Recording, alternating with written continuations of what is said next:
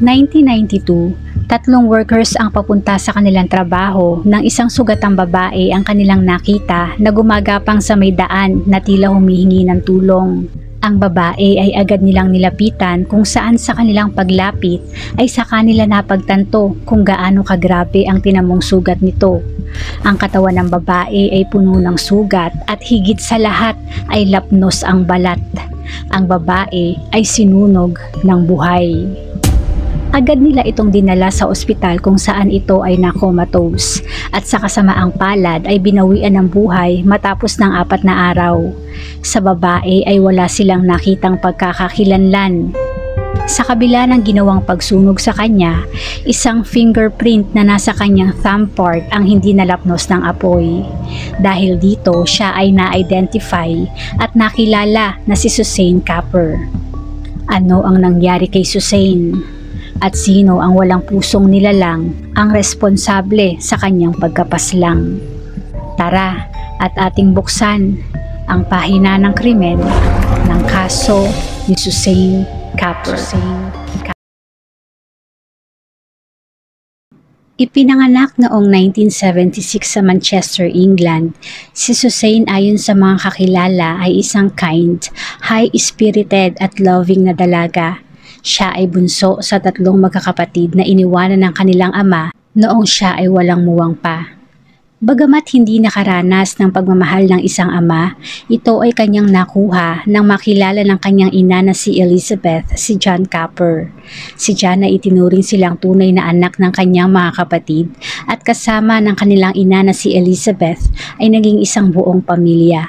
Taong 1990, nang si Suzanne ay 14 years old, ang pagsasama ni John at Elizabeth ay hindi nagtagal at sa breakup na ito, ang magkakapatid ang higit na apektado. Sila ay paroon at parito sa bahay ng kanilang ama at ina para sa matitirahan. Si Suzanne in particular ay madalas na nakikitulog sa kanyang mga kaibigan at paiba-iba din ang bahay na tinutuluyan. Ang kanilang ina na si Elizabeth ay nagkaroon pa ng mental health at bilang hindi niya nakaya na alagaan ang mga anak niya, sina Suzanne ay nanirahan panandalian sa isang children care home. Si John ang kanilang stepfather, sa kabutihang palad ay kinuha silang magkakapatid at pinatira sa kanyang tahanan, ang tanging nakatatanda na sa kanila ay kakalinga.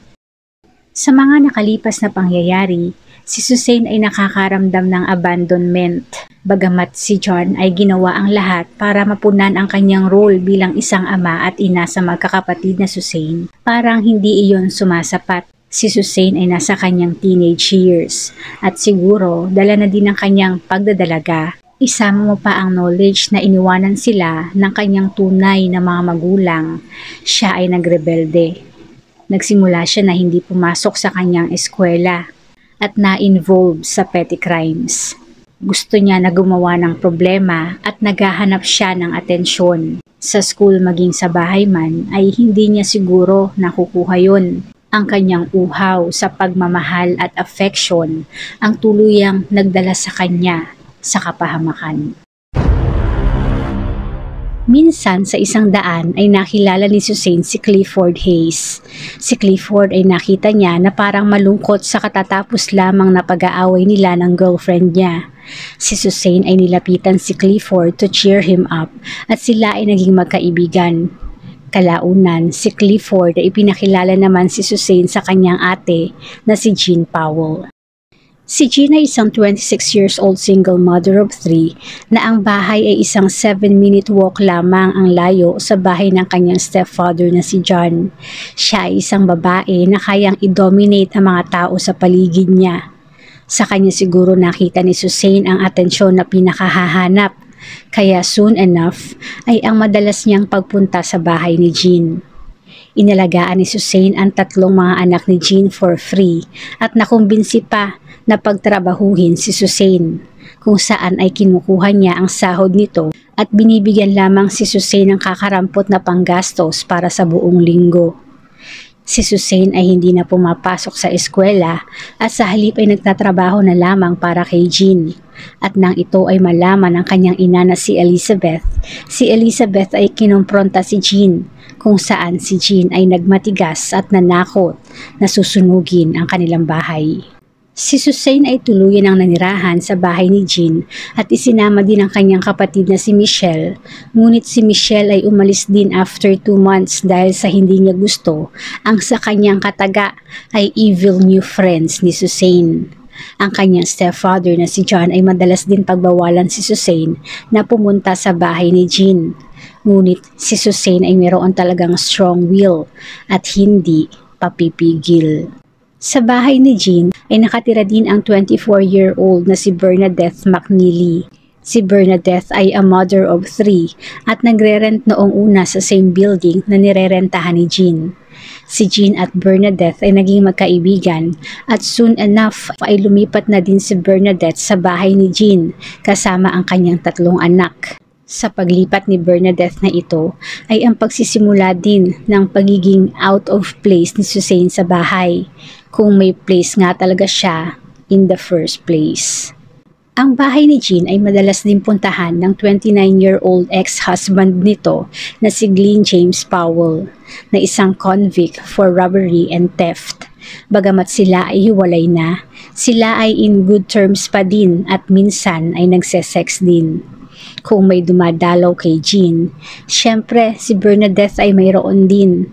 Madalas din pumunta sa bahay na yon ang 17-year-old boyfriend ni Bernadette na si Anthony Dodson.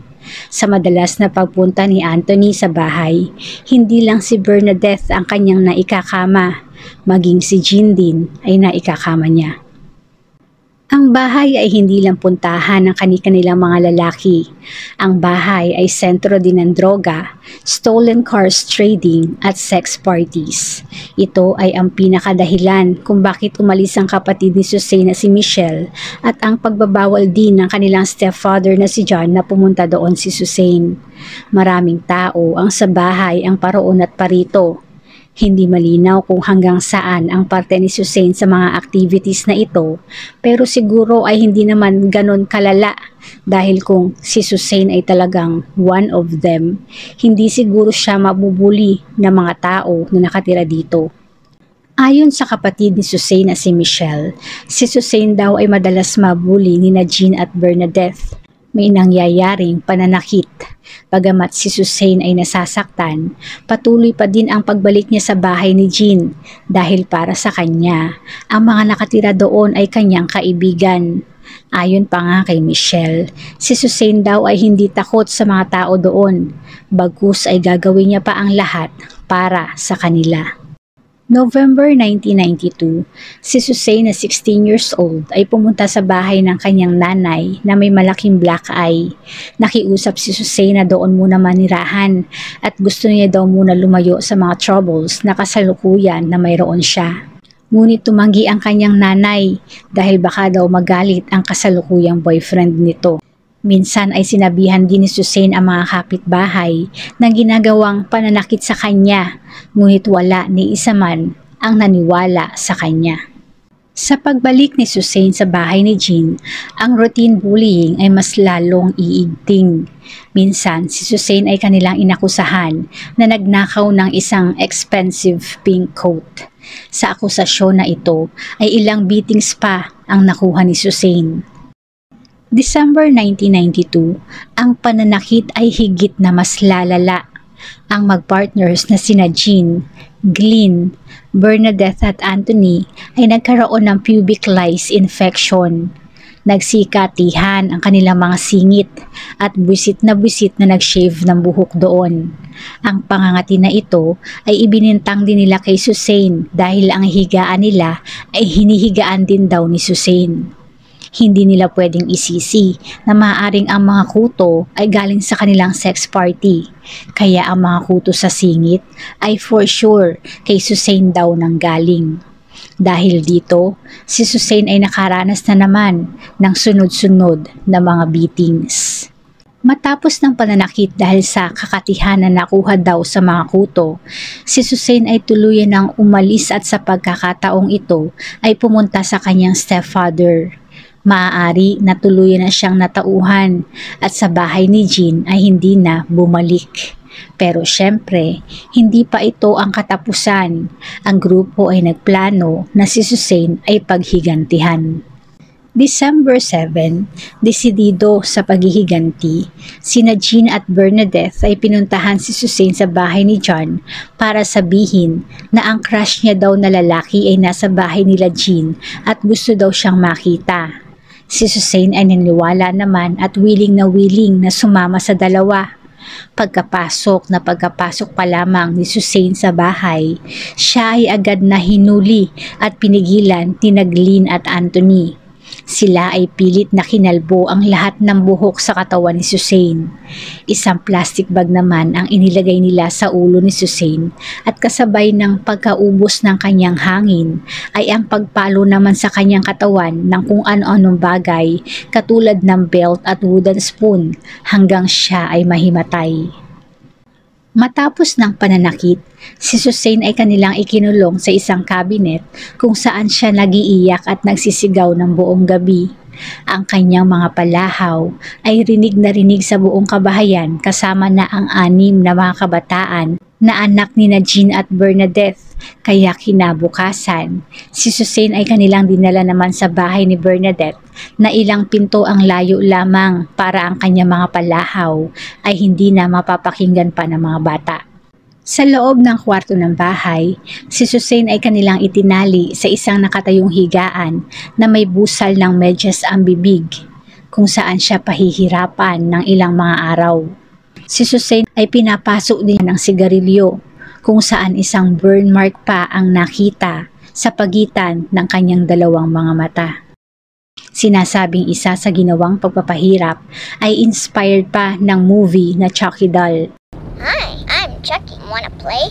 Isang song na tungkol kay Chucky ang paulit-ulit nilang ipaparinig kay Suzanne kapag oras na ni Bernadette sa pagpapahirap. Sa kanyang pagpasok sa kwarto ay sasabihin niya pa, I'm Chucky. Wanna play? Soon enough, ang mga salitang ito pa lamang ay sapat na para matakot si Suzanne hanggang kaibuturan niya.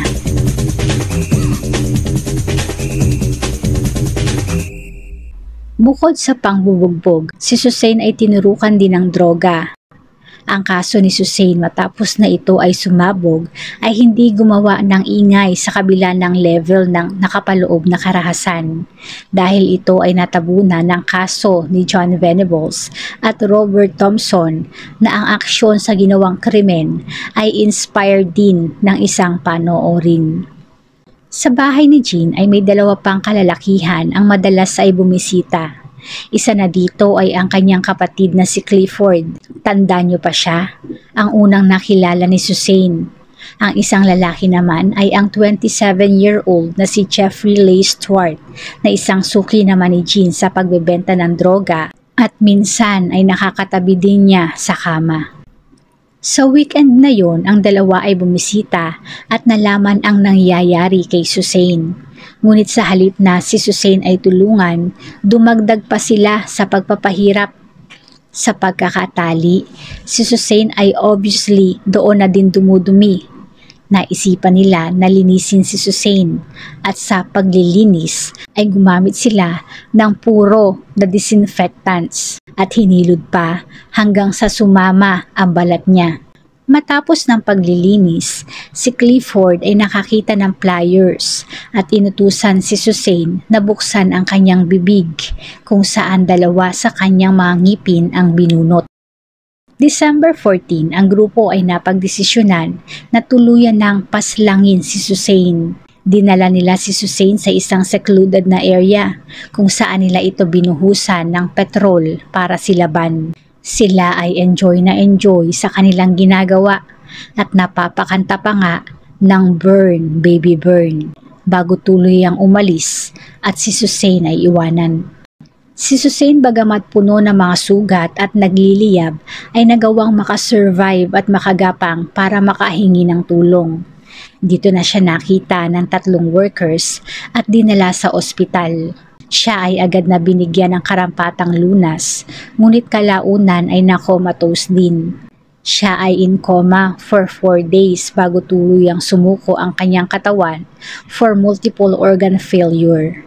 Ang kanyang thumbprint ay na-survive ang apoy kung kaya siya na-identify at bago siya tuluyang makoma at mamatay, ang kanyang mga salarin ay isa-isa din niyang na-identify. Ang mga otoridad ay pinuntahan ang bahay ni Jean at Bernadette at nakita ang buhok at ngipin ni Suzanne maging ang pliers na ginamit sa basurahan. Ang grupo ay of course itinanggi sa una ang ginawa mga asulto, pero syempre pagdating dyan ay may weakest link. Si Anthony, ang pinakabata sa kanila, ay kumanta at ang pag-amin ay naging sunod-sunod na at nagtuturuan pa sa mga kasalanan nila. Sa kanilang trial na tumagal ng 22 days, lahat ay found guilty. Sina Jean, Glynn at Bernadette ay nabigyan ng life sentence with a possibility of parole after 25 years. Si Anthony ay nasentensyahan naman for an indefinite period of time with a possibility of parole after 18 years. Sina Clifford at Jeffrey ay both sentenced naman to 15 and 12 years in prison. Sa kasalukuyan, silang lahat maliban kay Glynn na may nalalapit na parole hearing ay malaya na.